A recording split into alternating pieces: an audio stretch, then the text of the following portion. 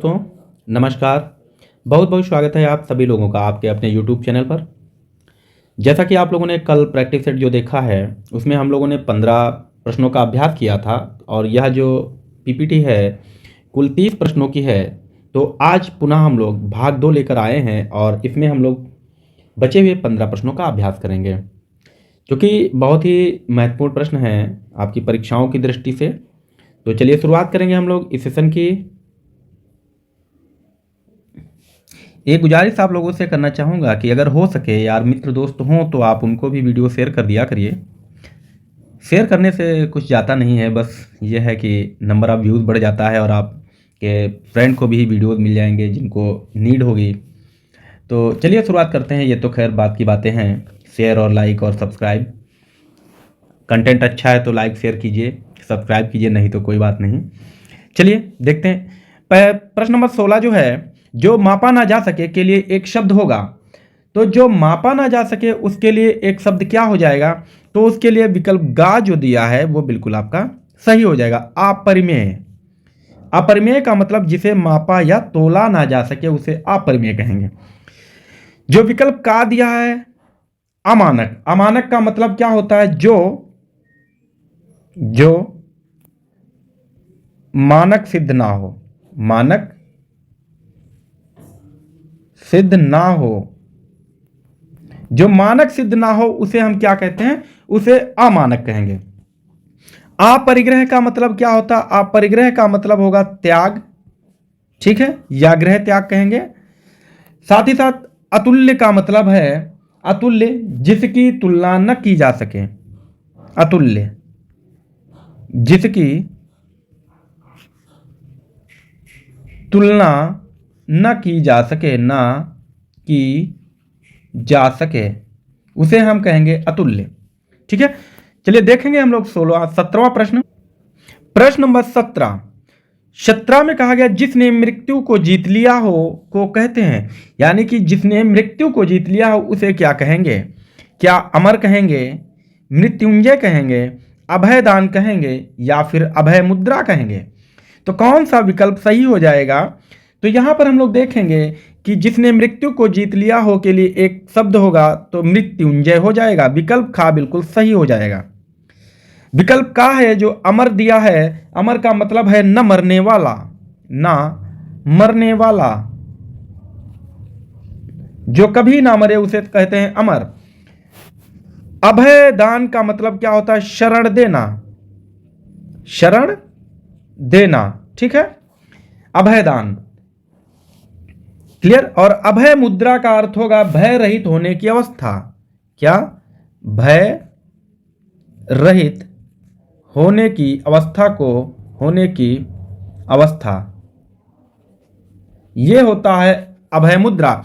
और शरण देना मतलब क्या होगा? आप इसको समझेंगे कि भय से मुक्ति दिलाना, भय से मुक्त करना ही जो है, भय से मुक्त करना ही अभय दान होता है। ठीक है, भय से मुक्त करना, भय से मुक्त करना, मुक्त करना, ठीक है, तो इसे हम लोग अभय दान कहेंगे।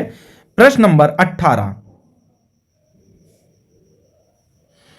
प्रश्न नंबर 18 का जो है आप लोग देखेंगे। प्रश्न नंबर 18 में क्या कहा गया है? गंगा गए गंगादास, जमुना गए जमुनादास, लोकोक्ति का अर्थ क्या होगा? तो यहां पर लोकोक्ति क्या होगा? क्या न्यायप्रिय होगा, सिद्धांतहीन होगा, आदर्शवादी या फिर चरित्रहीन होगा? तो कौन सा इसका विकल्प सही होगा? तो इसका जो आंसर हो जाएगा विकल्प खा बिल्कुल सही हो जाएगा, सिद्धांतहीन। ठीक है, न्यायप्रिय का मतलब क्या होगा? न्यायप्रिय का मतलब है न्याय करने वाला, न्याय करने वाला, करने वाला। आदर्शवादी क्या होता है? तो आदर्शों को मानने वाला, आदर्शों को मानने वाला। और चरित्रहीन, जिसका जो चरित्र से खराब हो उसे कहते हैं चरित्रहीन। क्लियर है? प्रश्न नंबर 19। प्रश्न नंबर 19 में क्या कहा गया? छछूंदर के सिर में चमेली का तेल का अर्थ क्या होगा? क्या दान के लिए सुपात्र होना होगा? क्या गंजे व्यक्ति के लिए सिर पर सुगंधित तेल लगाना होगा। विकल्प ग, बिल्कुल अनपढ़ व्यक्ति को धन मिलना हो जाएगा, या फिर अयोग्य व्यक्ति को अच्छा पद मिलना। तो कौन सा विकल्प हो जाएगा? तो आप जानते हैं कि इसका जो विकल्प है वो घ बिल्कुल सही हो जाएगा, अयोग्य व्यक्ति को अच्छा पद मिलना। ठीक है, क्लियर। प्रश्न नंबर 20। प्रश्न नंबर 20 में क्या कहा है? ओछे की प्रीत बालू की भीत का भाव क्या होगा? विकल्प का दिया है, बालू की दीवार कमजोर होती है। खा में ओछे लोग बालू की दीवार बनाकर रहते हैं। गा, बालू की दीवार की भांति ओछे लोगों का प्रेम अस्थायी होता है, या फिर बालू ओछा पदार्थ है। कौन सा विकल्प इसका सही हो जाएगा? तो इसका जो विकल्प है वो गा बिल्कुल सही हो जाएगा। ओछे की प्रीत बालू की भीत का अर्थ होता है बालू की दीवार की भांति ओछे लोगों का प्रेम अस्थायी होता है। क्लियर है। प्रश्न नंबर 21। 21 में कहा गया नई जमीन तोड़ना का सही अर्थ होगा। क्या पुराने को मिटाना होगा, क्या लिखे हुए को काटना होगा, अनूठा प्रयोग होगा, या फिर बड़ी लकीर खींचना होगा? तो इसका जो अर्थ हो जाएगा वो विकल्प गा हो जाएगा, अनूठा प्रयोग होना है। ठीक है, अनूठा प्रयोग। क्लियर। प्रश्न नंबर 22। 22 में क्या कहा गया? असंभव कार्य करना मुहावरे का अर्थ होगा। कि असंभव कार्य करना मुहावरे का अर्थ क्या होगा? क्या आसमान के तारे तोड़ना होगा, क्या आसमान सिर पर उठाना होगा, आसमान पर दिमाग होना होगा, या फिर आसमान पर चढ़ा देना? तो कौन सा विकल्प हो जाएगा? तो इसका विकल्प का बिल्कुल सही हो जाएगा, आसमान के तारे तोड़ना। विकल्प खा जो दिया है, आसमान सिर पर उठाना, मतलब क्या होता है? तो इसका मतलब होता है गुस्सा करना। ठीक है, गुस्सा करना होता है। आसमान पर दिमाग होना का मतलब भाव बढ़ना। क्या होगा? तो भाव बढ़ना होगा। और आसमान पर चढ़ा देना का मतलब होता है बहुत घमंड करना। ठीक है, बहुत घमंड करना। क्लियर। प्रश्न नंबर 23। प्रश्न नंबर 23 में कहा गया अपना सा मुंह लेकर रह जाना मुहावरे का अर्थ क्या होगा? अपना सा मुंह लेकर रह जाना, क्या प्रसन्न होना है, अमर हो जाना, ठग जाना, या फिर लज्जित होना? क्या हो जाएगा? कौन सा विकल्प सही होगा? तो इसका जो विकल्प है वो घा बिल्कुल सही होगा। अपना सा मुंह लेकर रह जाना मुहावरे का अर्थ होता लज्जित होना। विकल्प का जो है प्रसन्न होने का के लिए जो मुहावरा होगा वो होगा फूला न समाना। क्या होगा? फूला न समाना। और अमर हो जाना के लिए जो मुहावरा होगा वो क्या होगा? यश प्राप्त होना। यश प्राप्त होना हो जाएगा। क्लियर है। अगला प्रश्न देखते हैं हम लोग। प्रश्न नंबर 24। राम की गाय बहुत काली है, वाक्य में काली शब्द क्या है? क्या सर्वनाम होगा, क्रिया होगा, विशेषण होगा, या फिर प्राविशेषण होगा? तो क्या हो जाएगा? देखिए, सर्वनाम क्या होते हैं? संज्ञा के स्थान पर प्रयोग किए जाने वाले शब्द सर्वनाम होते हैं। ठीक है। क्रिया क्या होती है? ऐसे शब्द जिनसे किसी कार्य के होने या करने का बोध हो उन्हें हम क्रिया कहते हैं। विशेषण संज्ञा या सर्वनाम की विशेषता बताने वाले शब्दों को विशेषण कहते हैं। और प्राविशेषण जो होता है वो विशेषण की विशेषता बताने वाले को प्राविशेषण कहते हैं। तो यहां बहुत काली, काली शब्द क्या होगा? तो ये गाय की विशेषता बता रहा, तो ये हो जाएगा विशेषण। ठीक है। और प्राविशेषण क्या है इसमें? तो ये बहुत हो जाएगा। क्लियर। प्रश्न नंबर 25। प्रश्न नंबर 25 में क्या कहा गया है? निम्नलिखित में से कौन सा समुदायवाचक विशेषण है? समुदायवाचक विशेषण बताना है। तो विशेषण मुख्यतः कितने प्रकार के होते हैं?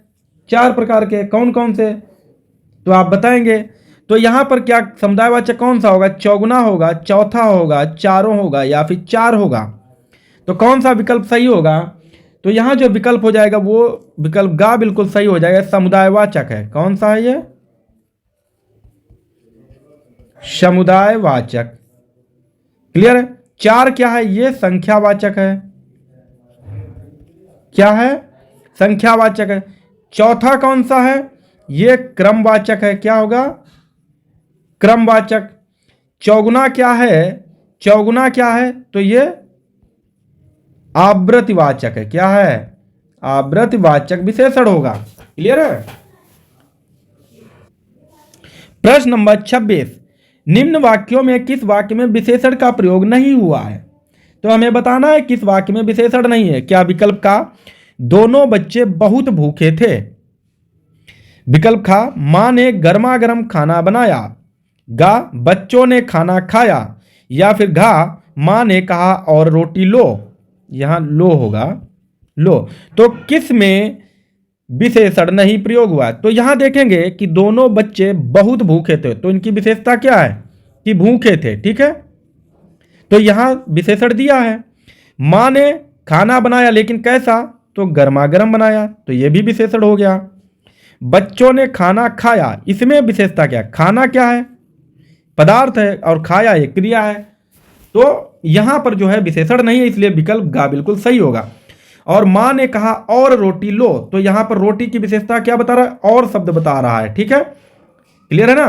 तो यहां पर और विशेषण हो जाएगा। ओके, ठीक है। अगला प्रश्न देखते हैं हम लोग। प्रश्न नंबर 27, निम्नलिखित संज्ञा विशेषण जोड़ी में कौन सही नहीं है? यहां बताना है कि कौन सा विकल्प है जो संज्ञा और विशेषण नहीं है। क्या विष विषैला होगा, पिता से पैतृक होगा, आदि से आदिम, या प्रांत से प्रांतिक? तो कौन सा विकल्प सही होगा? तो इसका जो विकल्प सही होगा वो घा होगा। प्रांत से प्रांतिक नहीं होता। क्या होता है? प्रांतीय होता है। विष से विषैला हो जाता है, पिता से पैतृक और आदि से आदिम होता है। क्लियर है? प्रश्न नंबर 28, निम्नलिखित शब्दों में से एक विशेषण है। तो यहां बताना है हमें विशेषण, तो कौन सा विशेषण होगा? क्या शैशव विशेषण है, क्या माधुर्य विशेषण है, आर्थिक विशेषण है, या फिर बचपन विशेषण है? कौन सा हो जाएगा? तो यहां जो विकल्प गा दिया है ये आपका विशेषण है। ये किससे बना है? ये अर्थ से बना है। अर्थ से बना आर्थिक। ठीक है, शैशव से क्या बनेगा? तो शैशवा बनेगा। क्या बनेगा? शैशवा बनेगा। ठीक है, माधुर्य किससे बना? मधुर से माधुर्य बना है। मधुर से माधुर्य। और बचपन से क्या बनेगा? बचपना। ठीक है, क्या बनेगा? बचपना बनेगा। क्लियर है? ओके। प्रश्न नंबर 29, प्रश्न नंबर 29, निम्नलिखित में तद्भव शब्द है। यहां हमें बताना है कि तद्भव कौन सा है। क्या मयूर है, अग्नि है, वत्स है, या फिर पंख है? तो तद्भव कौन सा होगा? तो आप जानते हैं कि तद्भव जो है पंख शब्द तद्भव है। तो इसका तत्सम क्या होगा? तो पंख का तत्सम पक्ष होता है। क्या? पक्ष होगा। मयूर को हम मोर कहते हैं, यानी कि मयूर जो है तत्सम है और इसका तद्भव मोर होगा। अग्नि का तद्भव आग होगा, और वत्स का तद्भव बच्चा होगा। क्लियर है? प्रश्न नंबर 30, प्रश्न नंबर 30 में कहा गया दिए गए विकल्पों में से तत्सम शब्द को चुने। तो तत्सम क्या है? क्या पड़ोसी तत्सम है, गोधूम तत्सम है, बहु तत्सम है, या फिर सही तत्सम है? तो कौन सा इसका तत्सम होगा? तो तत्सम है विकल्प खा गोधूम। और गोधूम का जो तद्भव होगा वो हो जाएगा गेहूं। क्या हो जाएगा? गेहूं। पड़ोसी का तत्सम अगर लिखें तो इसका होता है प्रतिवासी। क्या होता है? प्रतिवासी। और बहु का तत्सम जो होता है वो बधू होता है। क्या होता है? बधू। तो ठीक है, आज हम लोगों ने महत्वपूर्ण जो सेशन था पूरा किया है, और इसमें कुल 15 प्रश्नों को हम लोगों ने कंप्लीट किया है। तो आज के लिए इतना ही रखते हैं। मिलेंगे हम लोग अगले वीडियो में, अगले सेशन में महत्वपूर्ण प्रश्नों के साथ। अगर आप लोगों को वीडियो अच्छा लगा है तो आप लोग लाइक कर दिया करें और अपने फ्रेंड को भी शेयर कर दिया करें। और अगर आपको वाकई में कंटेंट अच्छा मिल रहा है तो आप लोग चैनल को सब्सक्राइब कर लीजिए, ताकि आने वाली हर एक वीडियो आप लोगों को मिलती रहे। ठीक है, कर भला तो हो भला। Thanks for subscribing. ओके।